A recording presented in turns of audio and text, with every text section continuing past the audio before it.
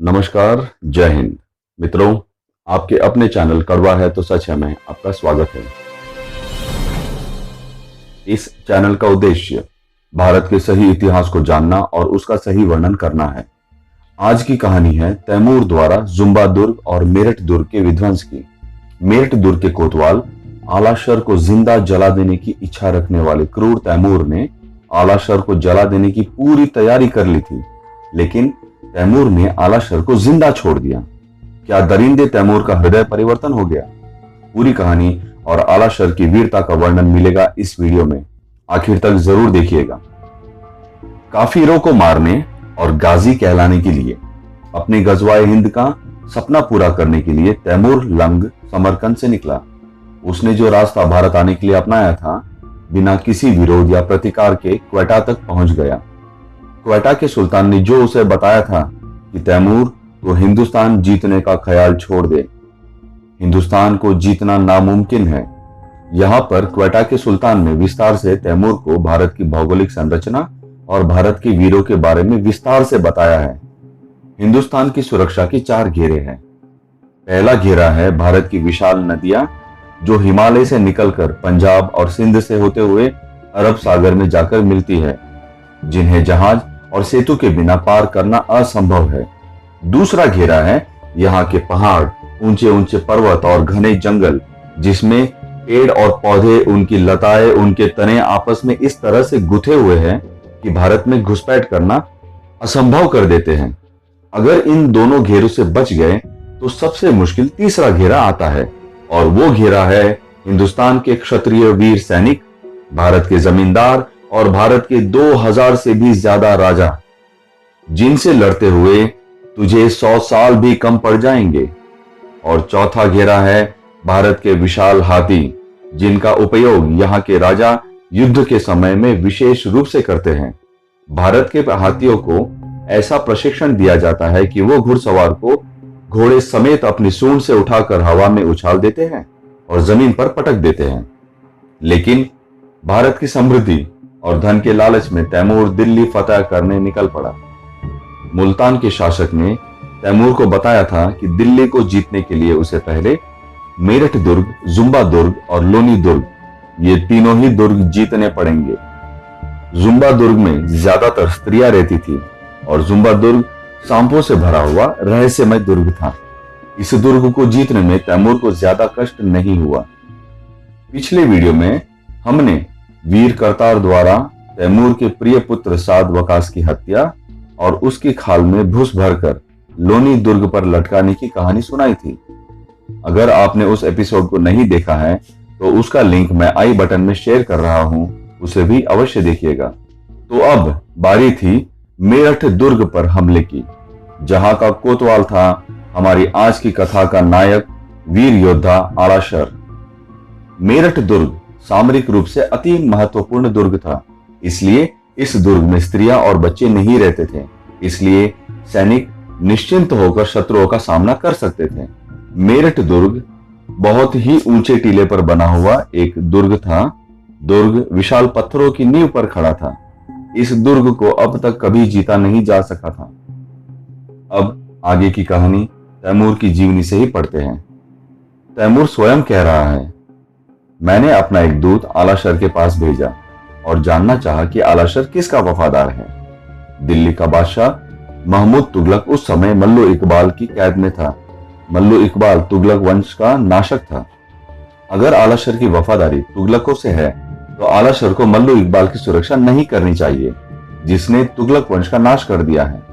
मैं चाहता हूं कि मल्लो इकबाल का सुरक्षा तंत्र नष्ट करने के बाद दिल्ली के तख्त पर जो बैठा है उसे अपने अधीन कर लूं।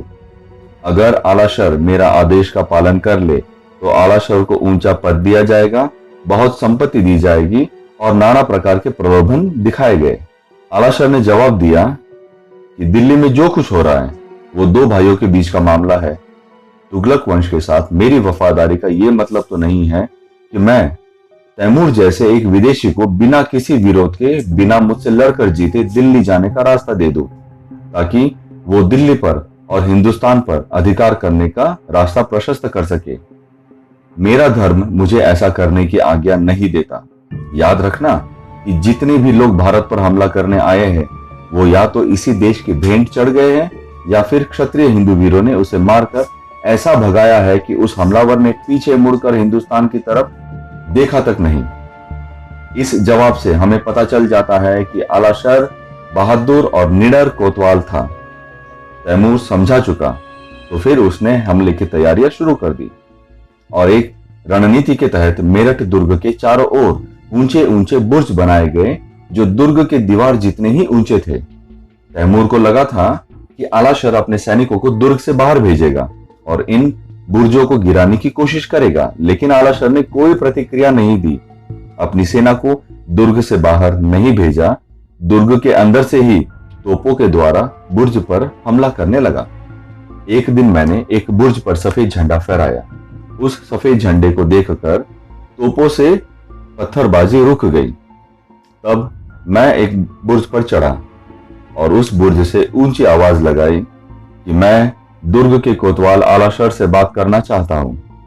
पारंपरिक युद्ध वेश पहने हुए मेरठ दुर्ग का कोतवाल आलाशर दुर्ग की प्राचीर पर आया और उसने ऊंची आवाज में बोला कि मैं हूं आलाशर, इस दुर्ग का कोतवाल, और तू कौन है?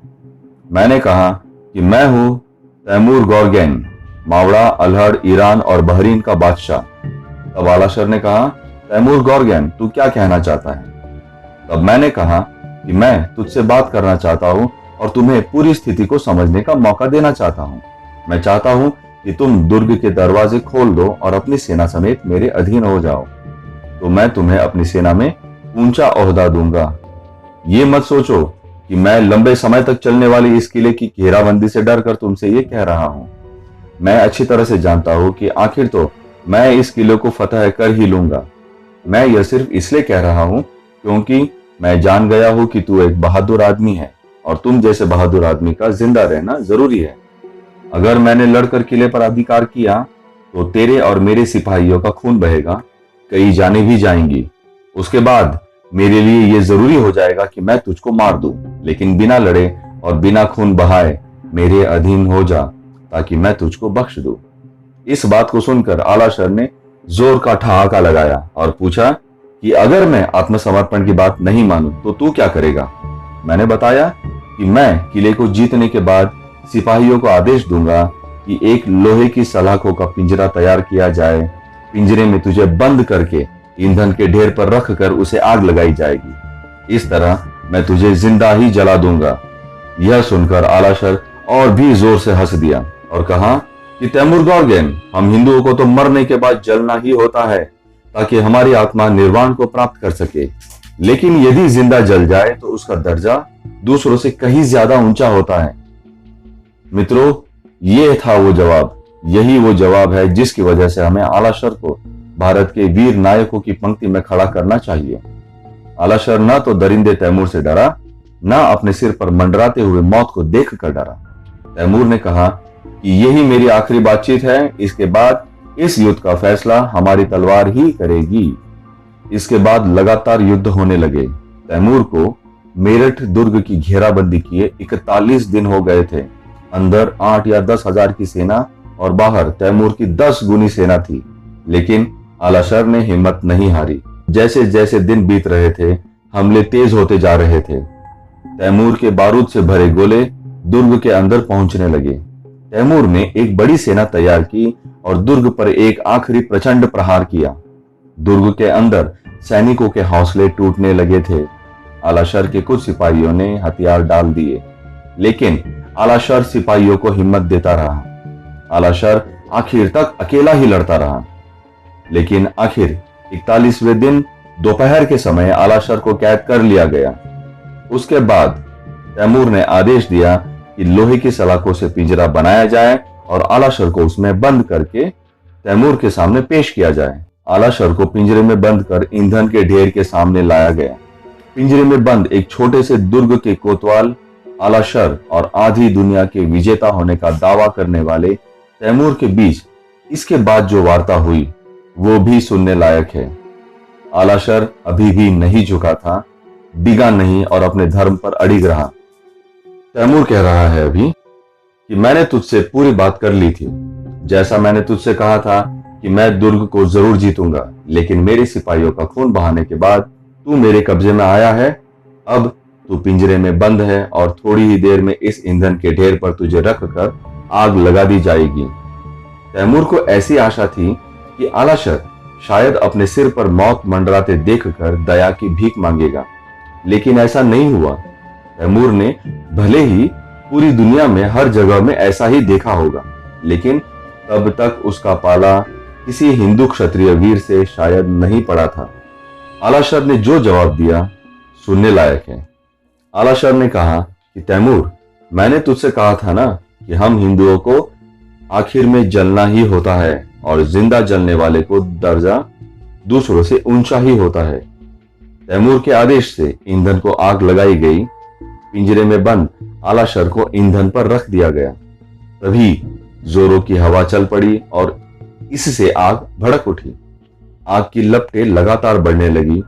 आग की लपटें आलाशर के पिंजरे तक पहुंचने ही वाली थी कि आसमान में बिजली कड़की और इससे पहले कि आग की लपटें आलाशर को छू भी पाती, घने बादल छा गए और मूसलाधार बारिश होने लगी और कुछ ही क्षणों में विशाल ईंधन में लगी आग बुझ गई।